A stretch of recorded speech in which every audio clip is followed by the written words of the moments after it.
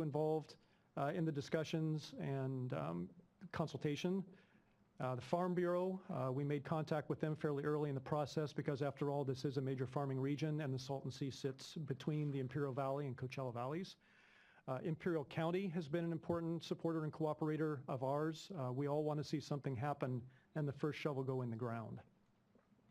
This is a photograph of the document that was prepared back in 2013. It was a programmatic EIR-EIS that looked at 6 different alternatives that I'll walk through here in just a second. So there's been some discussion about the larger $8.9 billion effort that the state engaged with a programmatic environmental impact report that looked at a vast array of options for environmental restoration, economic development, and numerous other assets.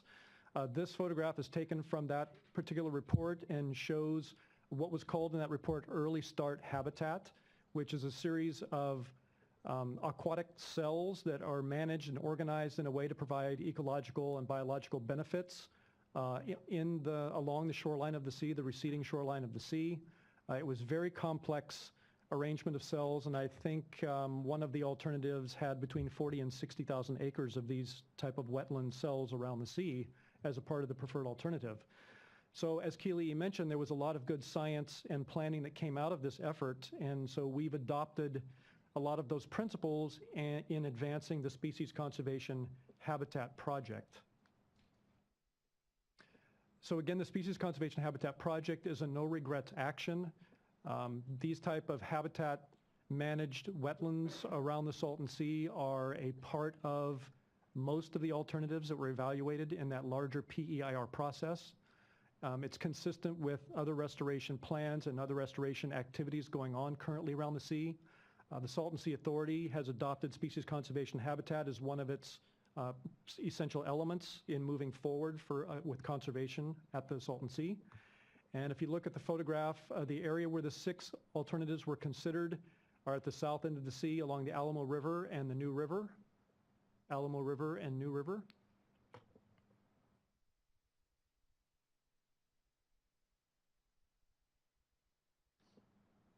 Could we have a little help here, please?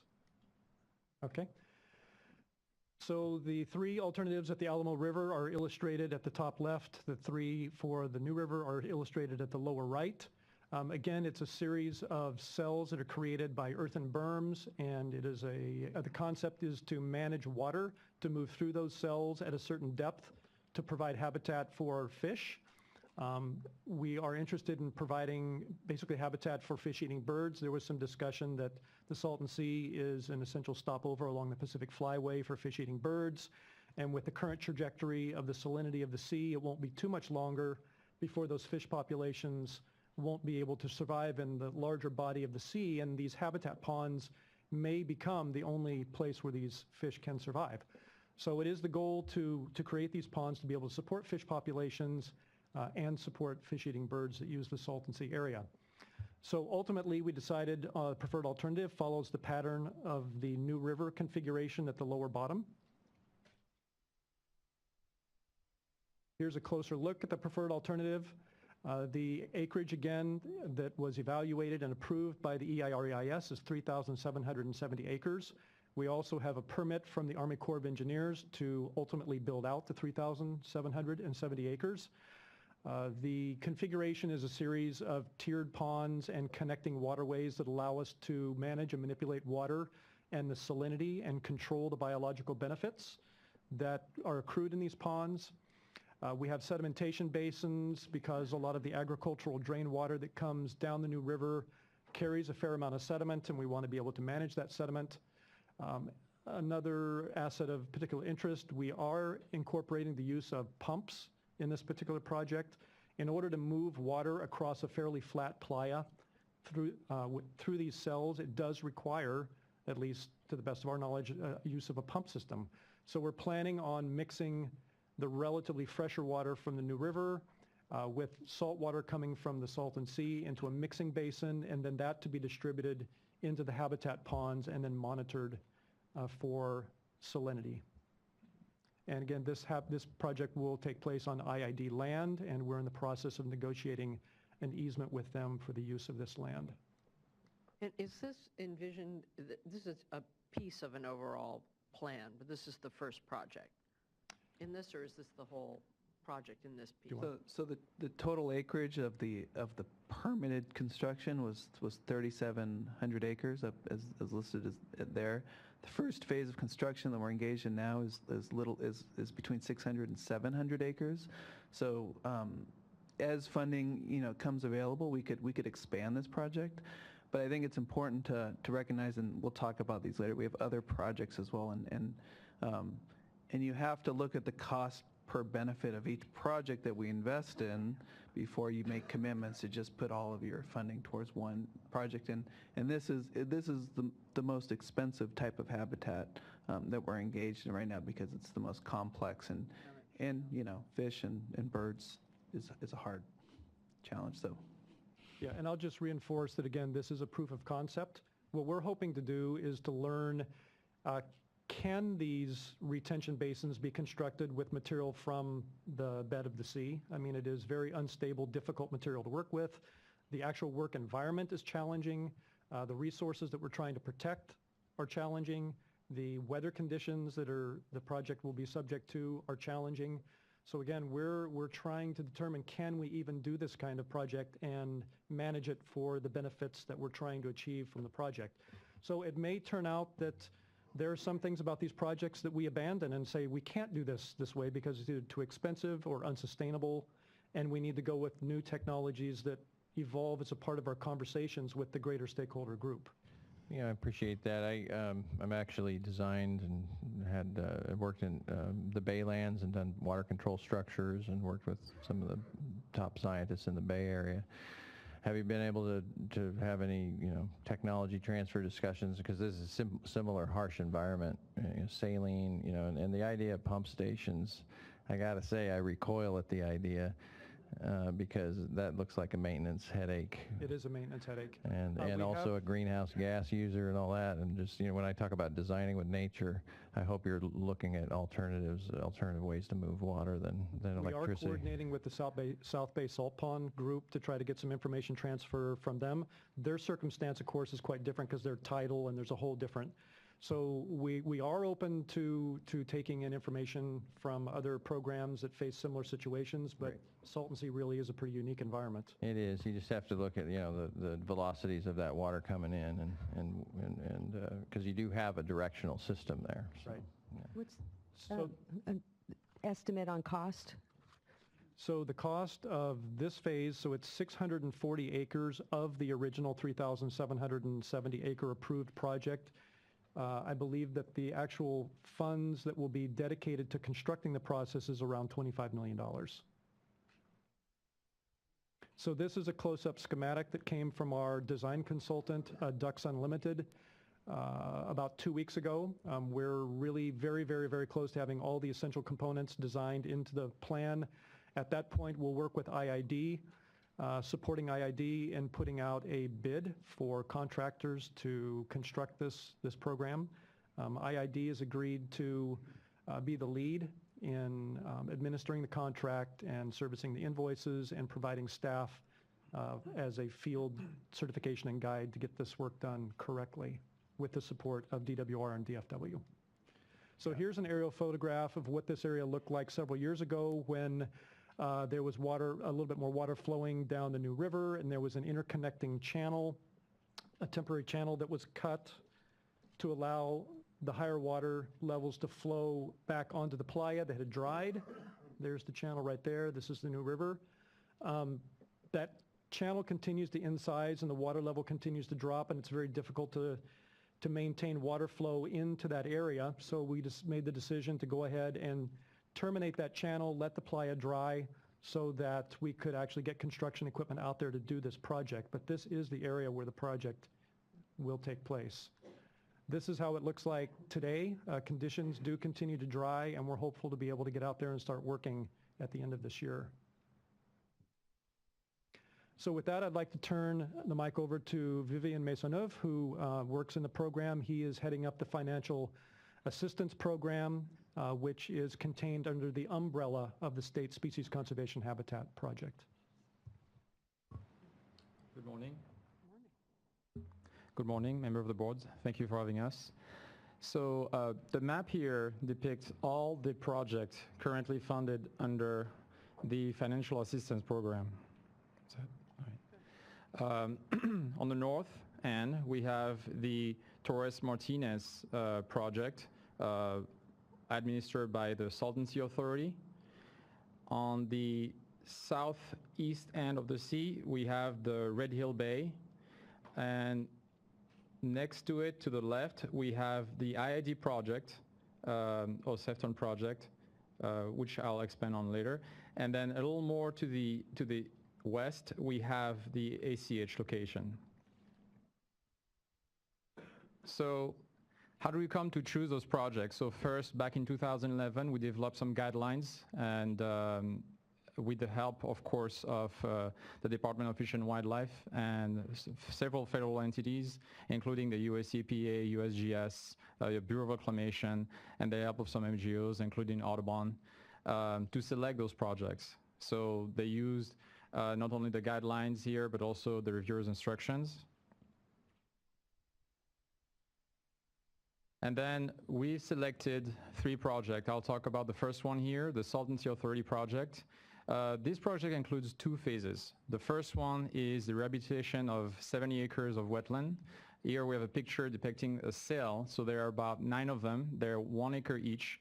And below those sails, their purpose is to filter water, and the higher quality water will be used for a larger wetland downstream of those sails. There's also another phase that includes the testing of water embankment technology, also called geotubes. So the geotubes technology would eventually allow us to build in the wet using native material. So again, I want to stress out that this is a pilot project. We need to put a cost on it, how much effort it will be to build, but we're optimistic that eventually it could be used in a larger restoration project.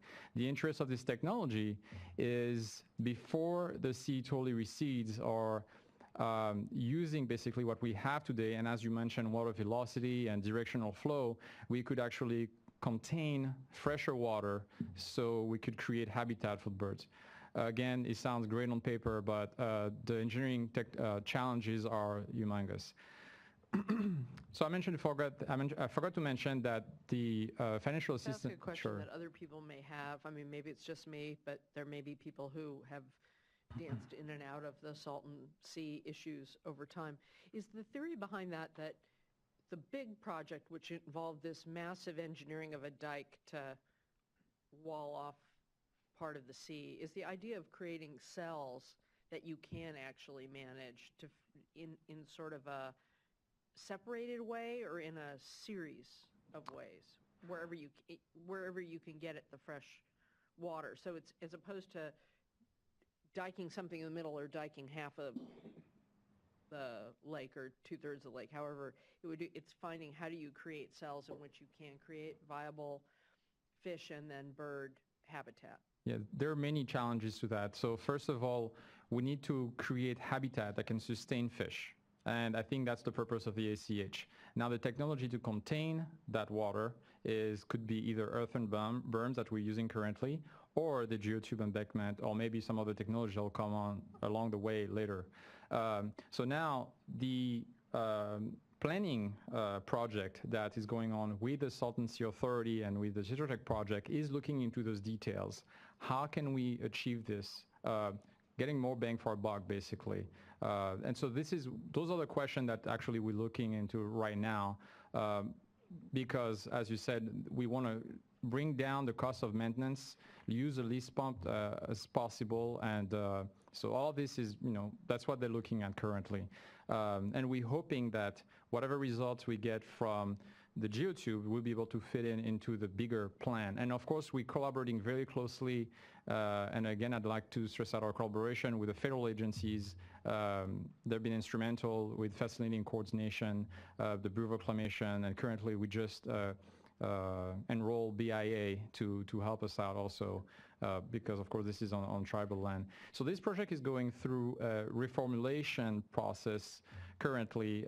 We're looking at water budget and see exactly how much wetland can be created.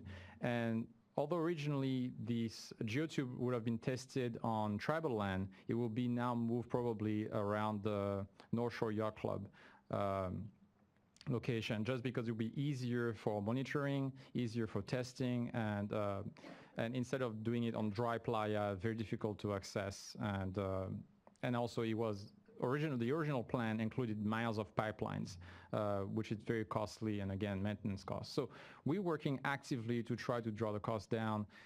Of course, it slows down everything. I mean, we always have new ideas, and at one point we need to choose to sit down and say, this is it, we need to move forward, or we're abandoning the project and moving to something else. So, so that's what we're working on right now. So this project, as of right now, is slated to be completed by the second quarter of 2016.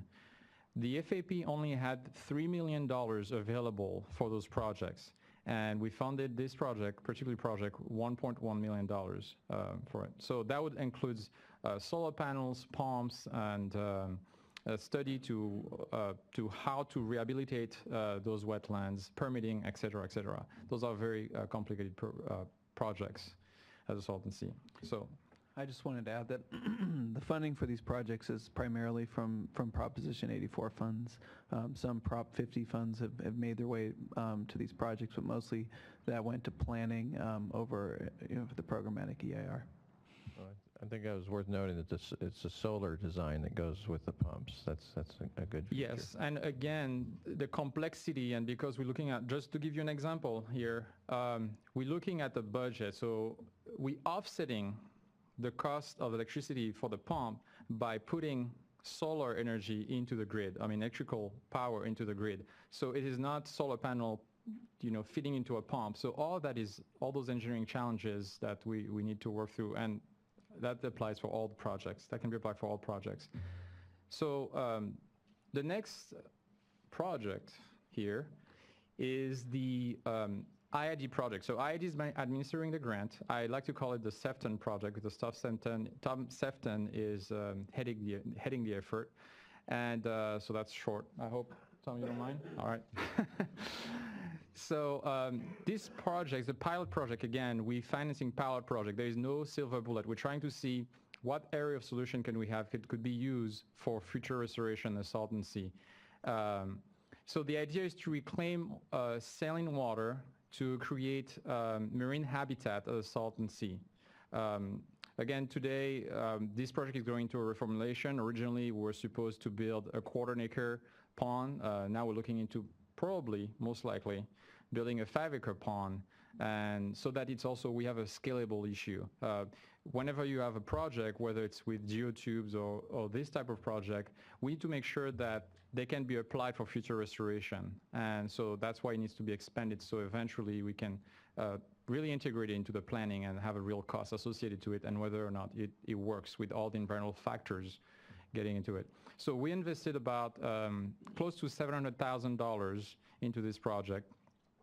And currently, they haven't broken ground yet, but they're well into the permitting process, and I believe almost done with it. So we're hoping by second quarter 2017, I hope that should be completed.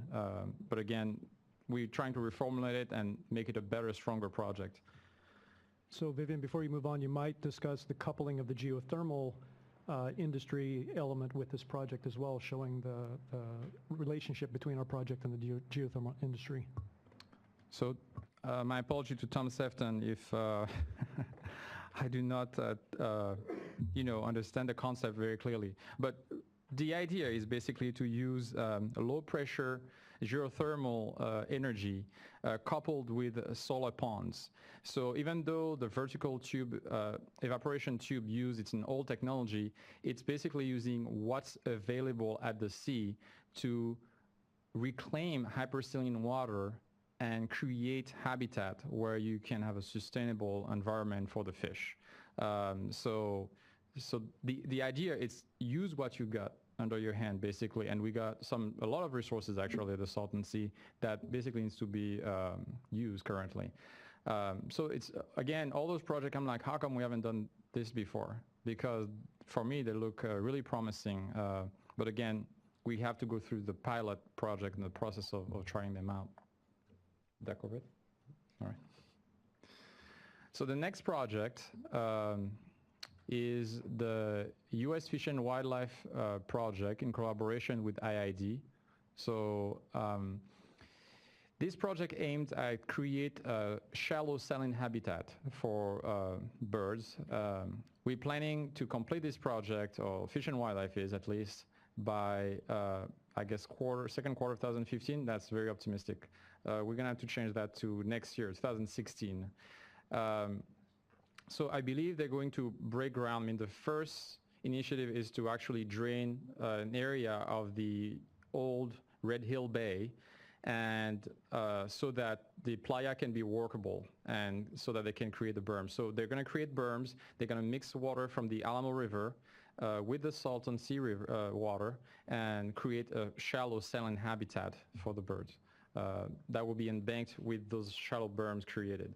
So this used to be wet, and over there, I believe those are the Red Hill that on all the picture they're not. Yeah, they are. Okay. That used to be an island, actually. It's not anymore. And we put about $1.1 million into this project.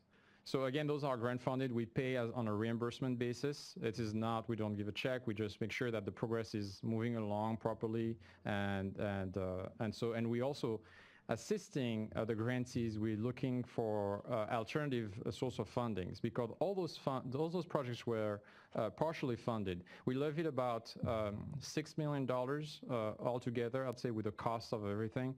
And we engaged with WCB for more funding, but also with the federal government, whether it's technical assistance. Currently, we engage with the Bureau of Reclamation, BIA, and Forest Services, so to do some clearing and grubbing on some of the projects. So the coordination is already there. It's really a matter of funding and also creating projects that are sustainable. Unfortunately, right now, and time is pressing, but we only in the early stages of those projects, and when we have some proof of concepts, then we will be able to coordinate further, expand, and hopefully restore the sea. And make the case for more funding. Yeah. Thank you. Sorry. Hello, good afternoon. My name is Michael Flores. I'm with the California Department of Fish and Wildlife. We're working in coordination with DWR and the Natural Resources Agency. And our role, what I'm going to talk about, is once the species conservation habitat ponds are constructed, what our role in that in the ponds will be. We're in the construction phase right now. As far as the construction process,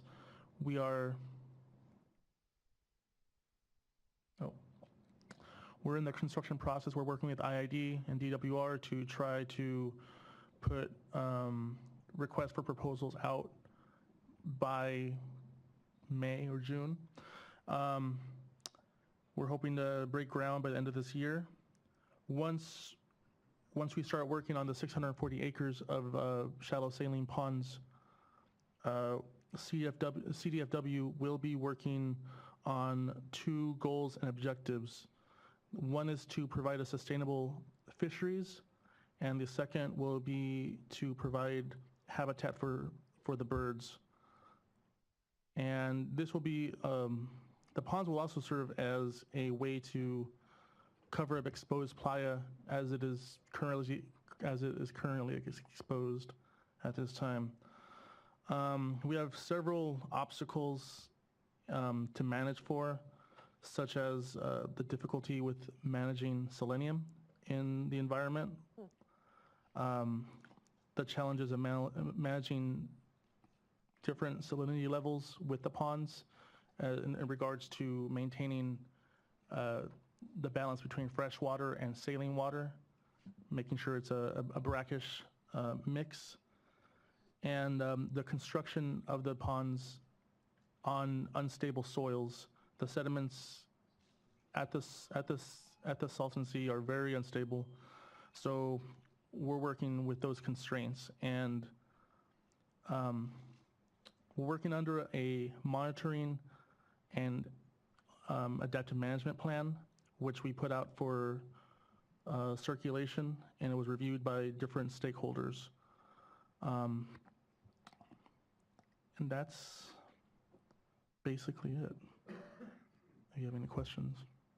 Well, just in the aggregate, and maybe I should be sending them to you, where in the thinking, so this is helpful in seeing the things that you're trying to do that can deal with the habitat and the fish and bird issues, and there's an incidental benefit of covering playa. Is resources taking on the larger question of the dust, or calling together air folks and...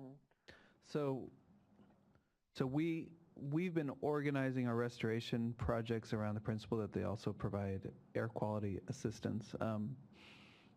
Looking forward 10 years, 20 years, 30 years, the honest fact is the air quality threats to the region are dire and immense, and this will be our restoration projects are complicated and expensive, and we're going to be faced bluntly with a series of choices about how to allocate limited resources to address the problems as they come up.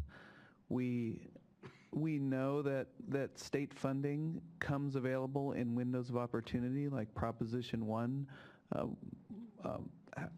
in the last year, and it's hard to plan around an unsteady flow of funding for these types of projects, but the best chance of getting money directed towards resolving these issues is having plans in place that you have buy-in around and you have the largest stakeholder group supporting. So I can't say how restoration lines up with air quality mitigation in the future, but you have to layer all of these needs on top of each other and try to develop action plans that get at all of those concerns. Well, and I was here to Chair Marcus's question. I think there's a question a lot of people have is, okay, this is great. There's a proof of concept, important steps.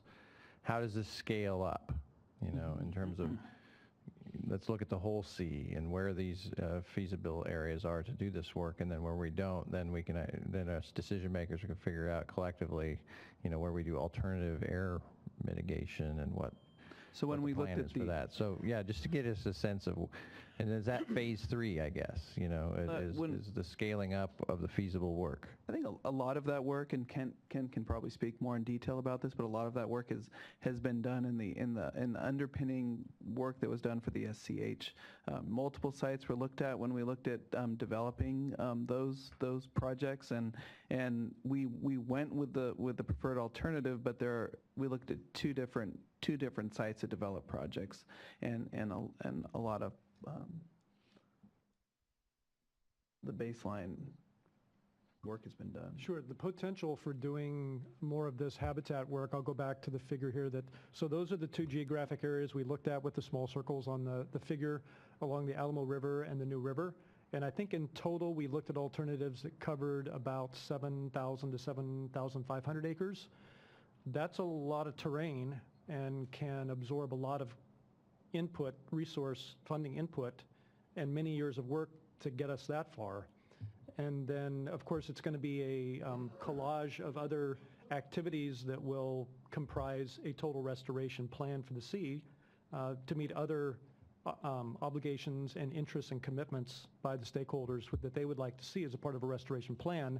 This just deals with one element of habitat restoration, habitat conservation, and providing suitable habitat for fish and fish-eating birds. And at a basic level, you have choices on what level of restoration you want to provide with the funds that you're given, and the if you have limited funds and you don't want to go for, if we don't want to strive for the deep water habitat, you can make choices to change what those restoration strategies are and go for the more shallow water habitat that still provides the air quality benefits but doesn't provide the same fish and wildlife benefits. But when we start seeing these impacts occurring in real time, those are the the brutal choices we're going to be forced with when we have constrained resources, limited water, and Yeah, I appreciate the need to manage to resources, but there's also a vision and a plan, not necessarily the $8.9 billion one can drive resources. Right, so I'm just trying to figure out whether, is that phase 3 with the Salton Sea Authority, focusing on it with the Air District or whoever to figure out how you get ahead of the it's a combination of phase 2 and phase 3. Phase 2 really leads into phase 3 because phase 2 is focused on our near-term expenditures over the next 10 or 20 years, and phase 3 goes beyond and starts bringing in information about economic development activities that can help out with those efforts. But really, I agree with you, the need is to have something we can organize around that lays down a roadmap that people can go into these conversations, really fight for resources. Pots of money for. Right. And the $9 billion, and I agree with Mr. Kelly that the $9 billion plan stands in our way when we look at how do we organize around getting resources for the sea, because it stands as an unrealistic goal with the circumstances we face today. So it's how do you replace that with something that's feasible, but also envisions providing the benefits that the region needs, and that's the effort we're engaged in with the Salton Sea Authority, and we will engage with stakeholders in the future. Other questions? All right, thank you all very much. Well, I know we're going to have future questions on all of it. We need to take in from each of the groups first. I'm not going to take another break. Let's move to the San Diego County Water Authority, and then I'm going to take a few public comments before we break for a short lunch.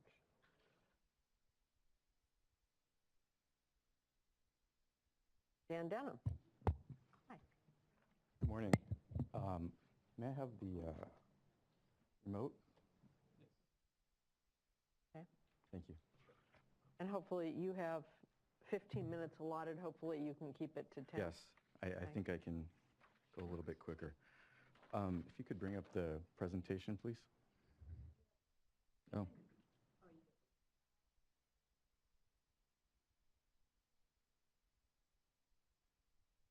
Yes.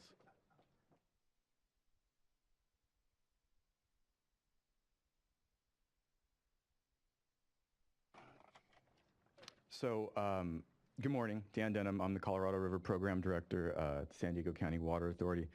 I'm here today to hopefully help answer from a Water Authority perspective the 3 questions that you all asked. I think the State Board staff did a great job of setting the context for what you see on the screen there with what the water transfer means to not only California but our region, as well as how it all started with Decision 1600 from your board and the conservation of water by the Imperial Irrigation District. As you know, the negotiations took years. They're very complex. I won't belabor that point. I think we all know that. But going forward, this represents a quarter of our water supply in San Diego to support our $200 billion economy and 3.1 million people. Mm-hmm. In terms of QSA environmental mitigation restoration, we're here today to talk about restoration, but I think it would be a lost opportunity if we don't talk about the restorative effects that mitigation can bring to a larger restoration effort, whatever that may look like. I think when you do coordinate mitigation alongside restoration, and it's certainly a theme that I believe that we have heard, at least this morning, that can certainly help the larger effort. So to date, the San Diego County Water Authority, in addition to Imperial Irrigation District and Coachella Valley Water District, we have mitigated all of the impacts of the QSA transfers. We have... Oh, you're about to say how you've done it. That's different from what these guys are talking about. Well, sure. We have mitigated in accordance with the board's 2002 revised order. Going forward, we're continuing to do that, and you'll see in some of the future slides I have here what that means. We've provided money, the Water Authority, $140 million worth of socioeconomic and environmental mitigation funding that will come to fruition in 2025. And once these funds are exhausted, I think as we heard earlier today, it's the state's unconditional obligation to fulfill mitigation obligations of the QSA transfers above the $375 million cap. This is the $133 million that we frequently hear. This is the schedule out to 2047, the $375 million.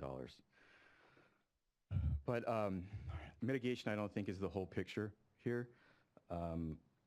We certainly have contributed a good chunk of money, the QSA agencies, $67 million towards the Salton Sea Restoration Fund.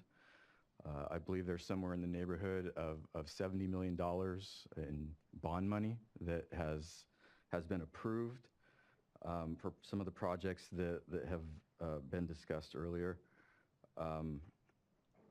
Certainly there's the $9 billion restoration plan, but no financing plan has ever been developed, as you all know. I want to spend a little bit of time on this slide because I think it speaks to a lot of the things that some earlier speakers from this morning were addressing related to, I think one speaker called it a dynamic situation out in the Imperial and Coachella Valleys. And, you know, I think that certainly might be an understatement. In 2015, the mitigation water that we're talking about that's going to end at the end of 2017 represents 10% of the total inflows. There are a number of other factors that go into the inflows to the sea. Certainly ag is the biggest. I think Mr. Kelly said 90%, or I could be wrong, but regardless, it's a large number. I think what's also telling here is that of this 900,000 roughly from Imperial and 100,000 from Coachella, that's 1 million acre feet worth of Colorado River water that's going into the sea, in addition to the 110 from fallowing that the QSA JPA is paying for. I think what I would hope the takeaway from this slide would be is that the sea is not shrinking due to the QSA water transfers. The sea is shrinking for factors such as reduced inflows from Mexico, variability in inflows from Imperial and Coachella, the prolonged drought that we're all experiencing. I don't think that any of that can be ignored in the big picture of what we're talking about with the Salton Sea, air quality, a reduced shoreline, and salinity. So you're just trying to say that the QSA's hook is a tail wagging the dog? Well, even though it's an important dog? What I'm saying is... This is not going to be a good metaphor, so I might as well drop it. Yeah, I'll say... what I'm saying is you know, going back to this, I mean, and we're talking in 2015 here. 10%, it is a small piece of the total inflows. I don't think that regardless of your opinion on this, that's a small percentage of the total. I believe that there are some statements being made that there's exposed playa today.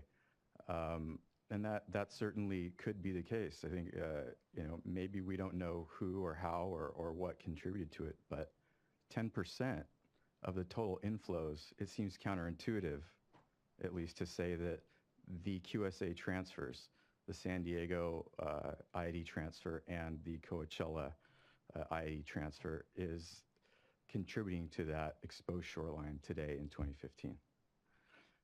10% can be a lot. I'm not arguing with you. I could argue that one both ways. Yeah. But I see your point. So this slide, I think it kind of shows a lot of the things that we've seen today. I think that this really represents what the Water Authority would see as potentially a vision or a roadmap going forward.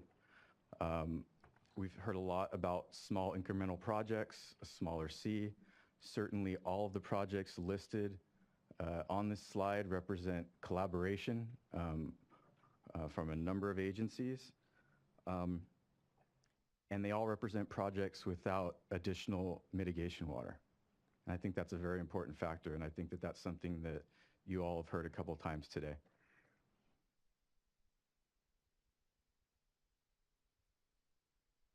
We've also heard about air quality problems, and I don't think that there's any disputing that air quality is an issue in the Imperial Valley. I think when you step back for a moment and consider that we're talking about a desert community with fugitive windblown dust, I would hope that that in and of itself helps one put things into perspective about what the current air quality situation may be attributable to. This chart that I have on the screen here represents tons of PM10 emissions that are modeled out to 2047 with no mitigation. No mitigation, no restoration. It's anticipated that 17% of the total tons of PM10 emissions would be attributable to the QSA from the Salton Sea. Now, certainly we're all doing what we can to shrink that piece of the pie, but I can't underscore that enough. This is almost a do-nothing sort of look at PM10 emissions. So the obvious question is, why aren't we doing more right now? I think that there's a lot of bond money out there that, or proposition money. I referenced $70 million. Certainly, we need to start spending that money on some of those projects that were in the previous slide that I had. So I think the path forward, from a water authority perspective, we believe we're in compliance with the State Board's 2002 order and don't believe that it should be reopened. We believe that there's a meaningful role for the board, but not from a regulatory standpoint. First and foremost, we believe that leadership on this issue needs to come from the governor's office. And we would hope that the governor's office establish a task force made up of state agencies, the community, legislative reps, organizations, and other stakeholders to work in a collaborative process that has been described in many different iterations today, but it be done in a planned manner. So I wanted to leave with this because I do think that things are working at the sea. Again, a lot of the projects that you've seen, some of them federal projects, some state projects, tribal projects, and projects related to the three water agencies' mitigation efforts from the QSA Joint Powers Authority. I think when you stack all of these together on top of each other, side by side, however you want to call it, there are enough anchor projects out there to get something done and move forward in a more realistic manner. And that concludes my presentation. Thank you. Questions? Okay. Thank you very much. Hopefully you'll be hanging around for the day so we can ask questions further. I am going to jump ahead because I know someone needs to get to a plane, and I don't want to jeopardize that even if we take a short lunch break in a little while. So I wanted to ask Andrea Vallejo if she wanted to come speak out of turn. Is she here? All right, I'll save that. Chair Marcus, David Elajim on behalf of IID. Ms. Vallejo is actually checking out of her hotel room right now and will be back shortly.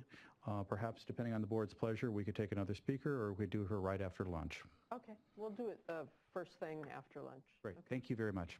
Can I have a few cards? And then, again, I will encourage the later panels because there are a fair number of public speakers who also wish to speak, and the purpose of this hearing is for us all to hear each other. but also to think about where we are to condense your comments. Why don't you give me 5? Given to you in the order that. In order received? Okay. All right, I'm going to ask the people come up and do 2 minutes. Generally, we found 2 or 3 minutes is enough to make the point. The point is, unless you have the whole solution, can do it in 2 minutes, that'd be great. But just to help, again, we're coming back in, we're asking folks, we're all sitting here as the family, so to speak, and to put everything on the table that we should be thinking about, both in terms of what we have in front of us, the questions we ask, but also for the collective that cares about the sea to figure out what those pieces are. So getting them all out is helpful in listening to each other. So Mark Adams. Thank you, just a second. Followed by Celine Hernandez. Thank you very much for this opportunity. I really appreciate the board making this venue available to us. As a native California resident, having lived in California my entire life since 1960, I've seen the state lead in many ways, in many areas. The issues of the Salton Sea pose a serious threat, but also an opportunity for the state to lead again, honor its commitments, and create a model for others to follow. Restoration of the Salton Sea through smart water management policies will encourage use of emerging cutting-edge technologies, promote economic development in the region, help the state meet the renewable energy goals, force water conservation sooner rather than later, save endangered species that live in the area, help local growers, contribute to the economy, increase tourism, improve public health, and support future water transfers in other parts of the state, thus leading to long-term water reliability. We're facing an environmental and ecological catastrophe affecting the environment, human health, and wildlife of the Salton Sea. The residents of Imperial County face the highest asthma rates in the country. The water and the money needed to restore the Salton Sea will come from renewable energy production, new revenues from development and increased property values, increased tourism, use of efficient water management technologies, and changes in how we landscape, revised water rates, etc. A tremendous amount of water is currently being wasted right now. Just in and of myself, where I live, I was able to conserve by literally putting trash cans under the roof of my house, almost 900 gallons of water. So I just would like to remind the board the mission of the board here, and that is to preserve, enhance, and restore the quality of California water resources and drinking water for the protection of the environment, public health, beneficial use, and ensure proper water resources, allocations, efficient use for the benefit of present generations.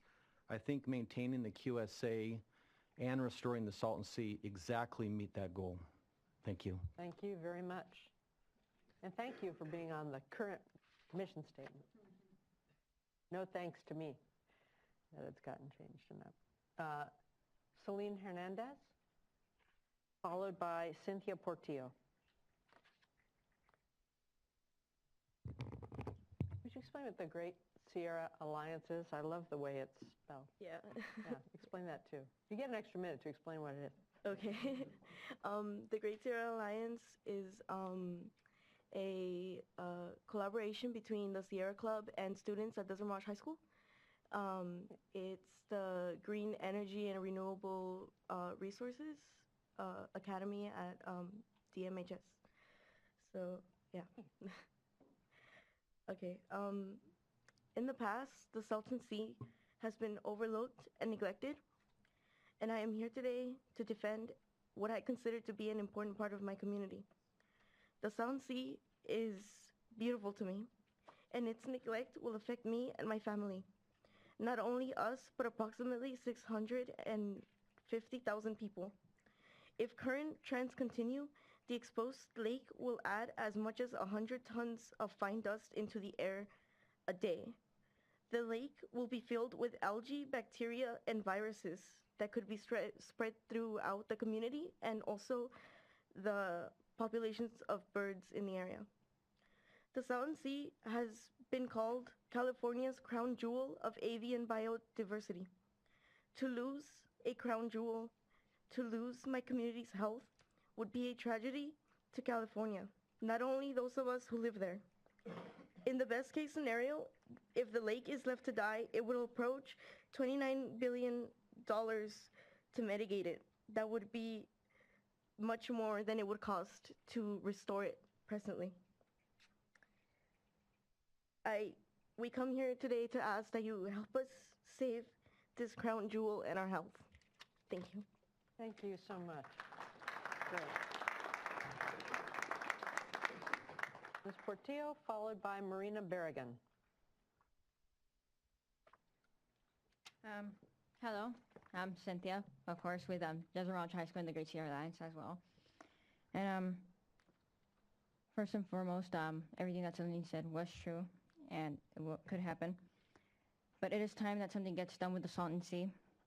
If we go any longer without restoring the sea, we risk the chances of harming the communities surrounding the seas, and not only those, but the communities all the way up to Los Angeles, like the big rip that was in 2012, where they got a whiff of what we ended up getting, which was hydrogen sulfide from the dying fish. And as that continues, it will also we risk having another Owens Lake with a Dust Bowl. And like one of the presenters said earlier, it would be 3 times, since the Salton Sea is 3 times bigger than Owens Lake, there's a bigger chance that there's a higher Dust Bowl, which could affect not only our communities, but it could go higher up into the north and travel up as well and attack any other of the communities that we have. This could cause many respiratory problems, or aggregate respiratory problems that many people in our community already have. Like has been said before, our community, or this lower part of Southern California, has a high asthma or respiratory disease, and my brother's one of them. My grandmother has bronchitis, and my younger cousin, he's 7. He likes to brag it off. I'm 7. He's having issues breathing as well now, and having these fine particles, fine dust in the air, could harm them, and not just them and me and anyone living in that community, and that's something I don't want for them. I don't care about my health right now, really. I want them to be good. I want my younger brother to be better off. I want my grandma to live longer years, to watch my younger cousins grow up. It is time that we have a restoration plan put into effect.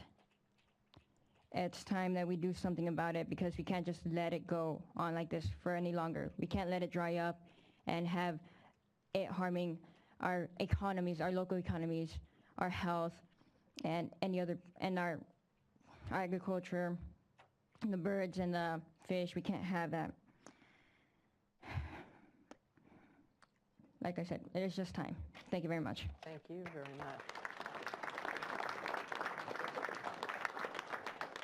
Berrigan, followed by Lourdes Baez.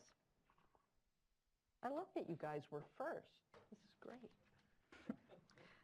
Hi, my name is Marina Barragan. I am a CR Club organizer, and I am an alumni from Desert Mirage High School and the Great Academy. I am actually the first graduating class of the Great Academy. And so I am here today with the Great Sierra Alliance, and I mentor them. So you can hear what they have to say, you hear their stories, you hear mine. Acknowledge that, you know, we're just a few from the Eastern Coachella Valley talking about what our view of the Salton Sea and how our lives are impacted with the decision that you are able to make here today. Our lives depend on you, but these are just 7 lives out of so many more in the valley that are going to be impacted by the decision you have to make here today. Our lives are in your hands, and this is a beautiful, beautiful thing. Beauty is in the eye of the beholder. When I go to the Salton Sea, I don't see destruction.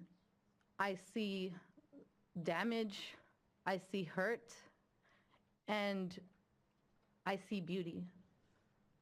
And that is something that you may not be able to see unless you go for yourself.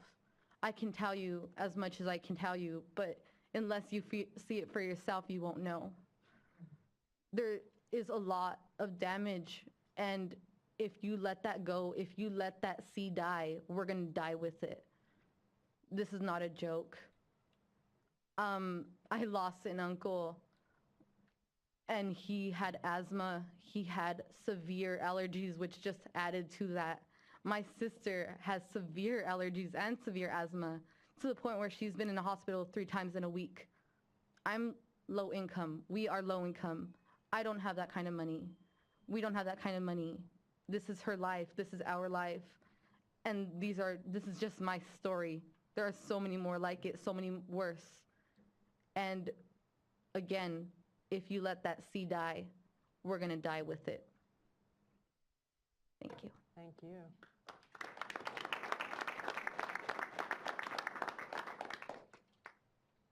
Fayez? To the other 2 of the 7 of you, did you put in cards? 2? Do I have 2 more cards? I'll take the next 2 cards. Thanks. I'm also part of the Great Sierra Alliance. Restoring the Salton Sea will bring an opportunity to improve the environment and enjoy the economical benefits of major natural resources. Many see the Salton Sea as unimportant, but if the Salton Sea were to disappear, it would cause major problems. The Salton Sea would have dust storms similar to Owens Valley, but on much larger scales. It would cost much more money to let it dry up than to restore it. The cost to fix the Salton Sea now would be about $1.7 billion through 2047. If the Salton Sea were left to die and the government wants to meditate it, it could cost $29 billion, well in excess of the project cost of the state revitalization plan. Thank you for your time. Thank you very much for joining us. Elijah Cervantes, followed by Christopher Avila.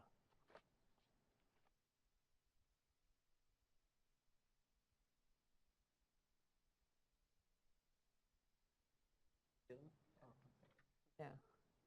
Sorry about that. Hello, my name is Elijah Cervantes. I'm also part of the Great Sierra Alliance. There's over 400 species of birds that travel and have been seen at the Salton Sea. And so that's a lot of birds for me. I've seen pigeons and parrots. It's not only habitat with birds, there's also fish, there's also